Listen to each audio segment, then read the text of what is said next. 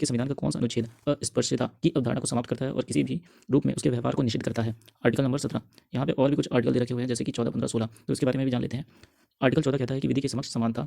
Article 15 कहता है धर्म, वंश, जाति, लिंग और जन्म स्थान आदि के आधार पर भेदभाव नहीं किया जाएगा। अनुच्छेद 16 कहता है लोक नियोजन के विषय में अवसर की समानता। और अनुच्छेद 17 के बारे में मैंने आपको समझा दिया है। निम्नलिखित में से कौन भारत के स्वतंत्रता आंदोलन के लाल बाल पाल में से एक थे? तो लाला लाजपत राय, बाल गंगाधर तिलक।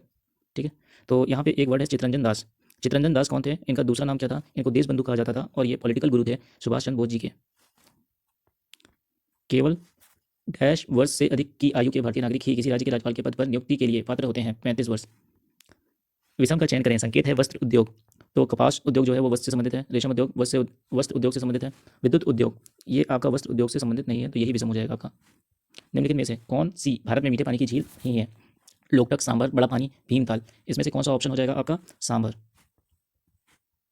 अगला क्वेश्चन है क्वेश्चन नंबर 6। निम्नलिखित में से किस उपकरण का उपयोग हवा या गैस की आर्द्रता को मापने के लिए किया जाता है? तो इसका आंसर क्या हो जाएगा आपका? आर्द्रता मापी। राजस्थान का प्रसिद्ध पुष्कर मेला एक वर्ष में डैश आयोजित होता है? कितनी बार आयोजित होता है आपसे पूछा गया है, तो ऑप्शन नंबर 2 यानी एक बार। यूकी भांवरी, यूकी भांवरी निम्नलिखित में से किस खेल से संबंधित है? टेनिस।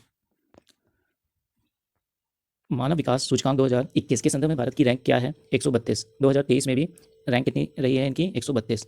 और ये 2022 का अगर कह दे तो भी 132। ठीक है, क्योंकि 2021 का जो था वो 2022 में पब्लिश किया गया था। अब पहली बार मानव विकास रिपोर्ट 1990 में पाकिस्तानी अर्थशास्त्री महबूब उल हक और भारतीय नोबेल पुरस्कार विजेता अमृत सेन द्वारा प्रकाशित की गई थी। दर्शना छावेरी को किस नृत्य शैली के लिए पद्मश्री प्राप्त हुआ था? मणिपुरी, लावणी, कथकली, कथक। तो आपका ऑप्शन नंबर 1 यानी मणिपुरी। निम्नलिखित में से किसने मार्च 2022 में गोवा के मुख्यमंत्री के रूप में शपथ ली थी? दिगंबर कामत, प्रमोद सावंत, सुदीन ढवलीकर, मनोहर पर्रिकर। तो प्रमोद सावंत ने मुख्यमंत्री के रूप में शपथ ली थी। अगला है स्वतंत्रता के समय भारत की लगभग 75% जनसंख्या किस चीज़ पर निर्भर थी? तो किस पर निर्भर थी? कृषि पर। वह प्रजाति जो खाली एवं नग्न क्षेत्र पर डैश करती है मूल अन्वेषक प्रजाति कहलाती है। तो कौन सा ऑप्शन आपका सही होगा? ये हो जाएगा आक्रमण। राजगृह कई वर्षों तक मगध की राजधानी रहा, बाद में राजधानी को डैश में स्थानांतरित कर दिया गया। तो आपको बताना है क्या नाम है इसका? तो पाटलिपुत्र। अगला है एशियाई खेल 2018 के उद्घाटन समारोह के लिए भारत के ध्वजवाहक कौन थे? तो नीरज चोपड़ा। एक लेखा वर्ष के दौरान घरेलू क्षेत्र के डैश उत्पादित अंतिम माल और सेवाओं का कुल मूल्य घरेलू आय कहलाती है। बताइए, बाहर, दूर, भीतर के अलावा अन्य कौन सी कहलाती है? तो भीतर। यानी एक लेखा वर्ष के दौरान घरेलू क्षेत्र के भीतर उत्पादित अंतिम माल और सेवाओं का कुल मूल्य घरेलू आय कहलाती है। ये परिभाषा से पूछा गया है।